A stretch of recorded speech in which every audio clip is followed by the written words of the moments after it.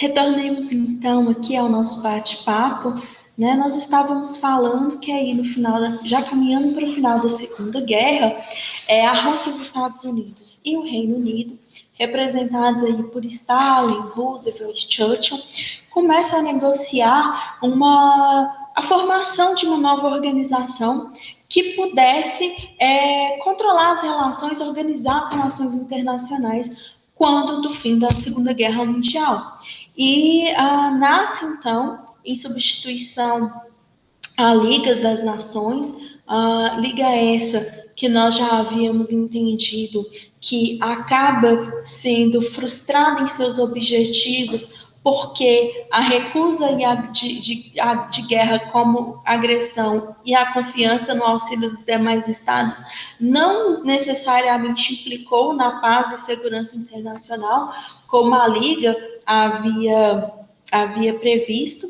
Então, nasce nesse contexto a Organização das Nações Unidas, né? E a ONU nasce com a mesma estrutura básica da Liga das Nações.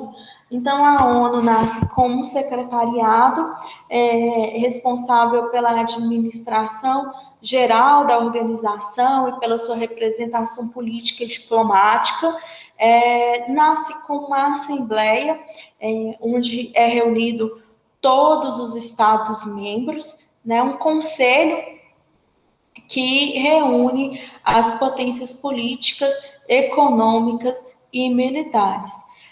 No entanto, a ONU ela cria duas estruturas diferentes aí da Liga das Nações, dois pilares bastante importantes. Um é o Conselho Econômico e Social, que é criado aí para discutir questões de delito, de justiça social, de minorias, e abre espaço à participação de todos os membros, como participação de ONGs também. E um segundo pilar bastante importante, que é o órgão judiciário da ONU, que nasce com a ideia de julgar controvérsias entre os Estados-membros e que através do encaminhamento aí da Assembleia Geral, né? E surge também o Sistema ONU, que é a participação aí de organismos especializados, né, dentro da organização das Nações Unidas. Então, nós temos aí 7 exemplos, né, no slide, que é o Fundo Monetário Internacional, FMI, que nós vamos conversar a respeito daqui a pouquinho, a Organização das Nações Unidas para a Educação, Ciência e Cultura, a Unesco, a Organização Mundial da Saúde, OMS, tão em voga nesse momento de pandemia, a Organização das Nações Unidas para a Agricultura e a Alimentação, que é a FAO, o Organismo Internacional de Energia Atômica, a OIEA, a Organização Internacional do Trabalho, que nós já conversamos aqui, a OIT, e a Organização Marítima Internacional, OMI, dentre outros organismos especializados. E a Assembleia Geral da ONU, assim como era na Liga das Nações, ela foi pensada para que todos os membros tivessem direito a voto e direito à voz.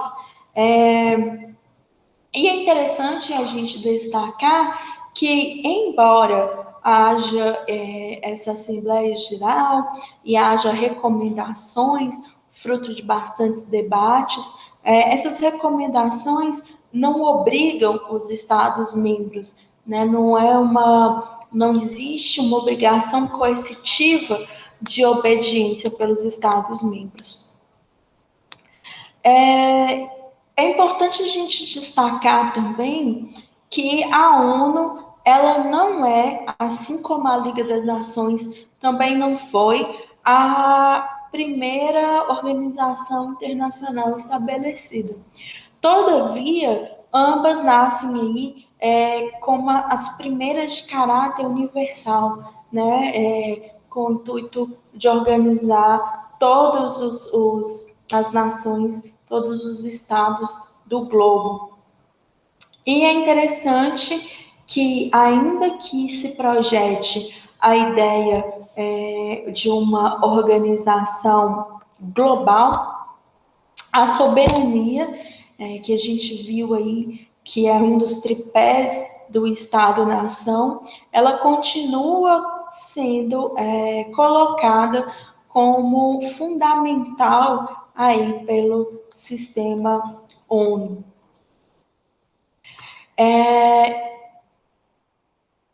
E é interessante a gente atentar para o fato de que a ONU, assim como a Liga das Nações, criminalizou a guerra de agressão. Então, é proibido no âmbito da ONU a guerra como instrumento da política. Todavia, não é a proibição absoluta da guerra, né? A única guerra proibida é a guerra como instrumento político.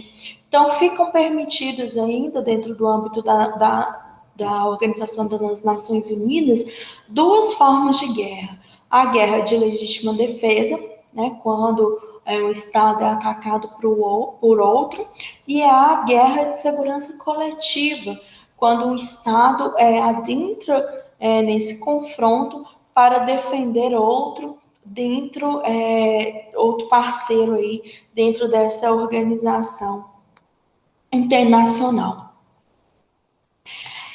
Mas é interessante também a gente pensar que surge um novo sistema e surge uma série de situações muito específicas a partir da Segunda Guerra Mundial. E é uma questão que precisa ser objeto da nossa análise é a Guerra Fria. A Guerra Fria nasce aí quando a Europa é totalmente destruída pela Segunda Guerra Mundial, ela deixa de ser protagonista da história internacional e surgem, emergem dentro da relação ali dos vitoriosos da Segunda Guerra, duas grandes potências, que são os Estados Unidos da América, que se tornam aí líderes políticos, econômicos e militares dos estados capitalistas, e a União Soviética, que surge aí como a grande defensora do socialismo. E nós percebemos que há uma dicotomia, né? O mundo se divide em dois, o planeta se divide em dois, dentro de duas perspectivas, o capitalismo e o socialismo. É interessante a gente pensar que essa ideia de Guerra Fria, ela nasce da ideia de que essas duas grandes potências emergentes da Segunda Guerra Mundial, elas nunca se enfrentaram pessoalmente, principalmente porque ambas eram dotadas de armas nucleares, né? Eram superpotências aí com armas nucleares que eram capazes de se aniquilar mutuamente. Então a guerra se dá com envio de tropas, com apoio diplomático e financeiro dessas duas grandes potências aos outros estados-nações ao redor do globo. Então, os Estados Unidos sempre apoiando militarmente, financeiramente, diplomaticamente os estados capitalistas e a União Soviética apoiando financeiramente, militarmente e diplomaticamente os estados socialistas. E é importante a gente entender que nesse contexto surgem a divisão dos estados em três grandes grupos. Nasce então o que se chamou de países de primeiro mundo, segundo mundo e terceiro mundo. Então, nós temos os países de primeiro mundo,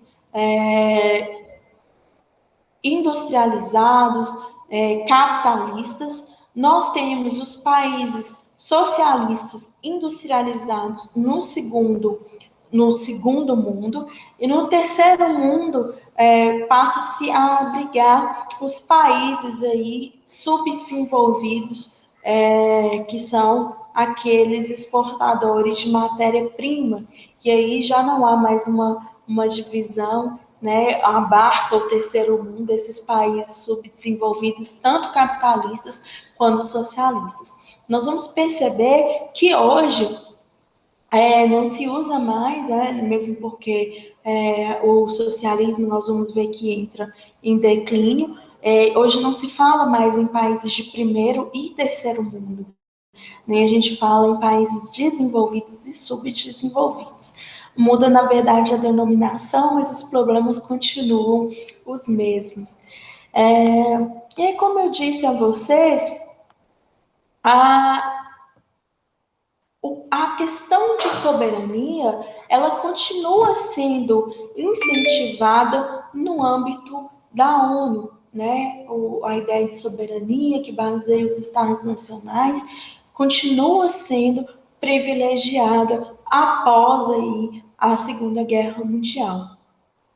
Todavia, com as décadas aí de 50 e 80, prolifera-se ocupação, intervenção militar, apoio às guerrilhas, tanto de esquerda quanto de direita, suporte a golpes e regimes ditatoriais, ora mantidos em nome da democracia, ora mantidos em nome do socialismo. Então, a figura que aparece para vocês na tela é bastante representativa, porque nós vemos aí os Estados Unidos da América e a União Soviética dividindo o globo em seu poderio, né? Então, em nome do socialismo e em nome da democracia, a soberania de alguns estados são colocadas de lado, e essas duas grandes potências começam a fomentar golpes, inclusive de ordem militar.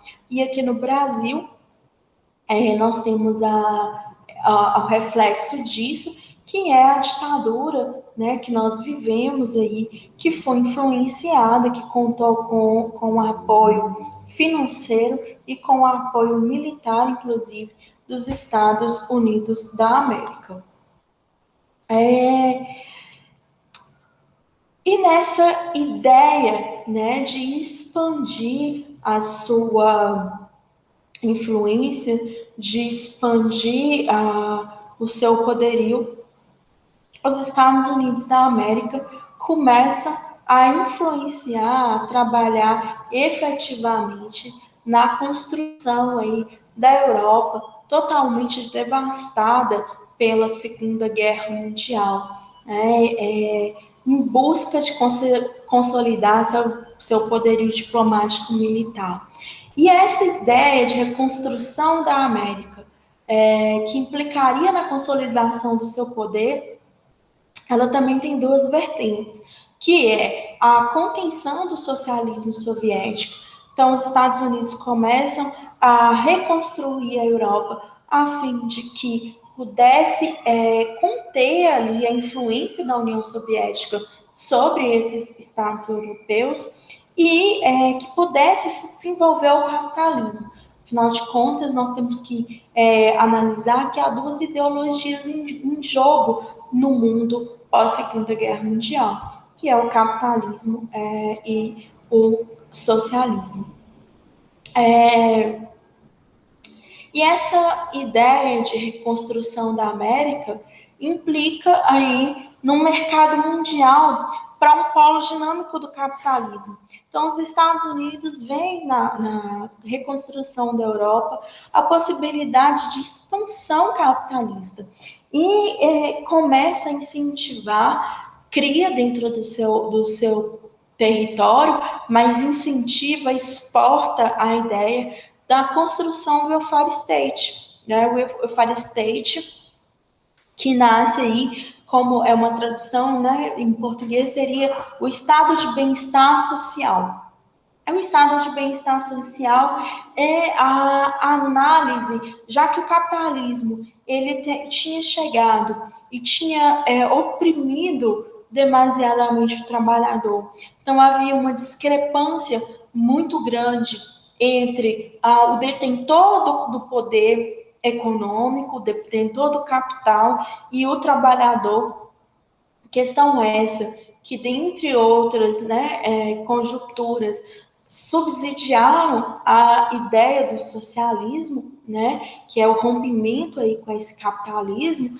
O welfare state, ele nasce como um subterfúgio, como uma forma de corrigir os grandes problemas trazidos pelo capitalismo que tinha se acirrado naquela época. Então, o welfare state, ela nasce aí como estado de bem-estar social, a ideia de trazer direitos sociais, garantir direitos sociais aos trabalhadores. E esse discurso de garantia de direitos sociais contém, de certa forma, enfraquece, de certa forma, o discurso socialista entre os trabalhadores. Né? Aqui que surge no Brasil direitos sociais como o trabalho, né, jornada de trabalho, previdência social, entre outros. Esses direitos nascem todos como reflexo do welfare state. E toda essa influência aí dos estados emergentes dá, então, início à União Europeia, né? Os Estados Unidos influenciam aí que a União, que os estados da Europa se unam, se fortaleçam e criem aí um mercado comum, até para que fosse facilitada a expansão do capitalismo. Então, a União Europeia, ela nasce aí, tem como origem a Comunidade Europeia do Carvão e do Aço e a Comunidade Econômica Europeia, né, a CEE e a SECA.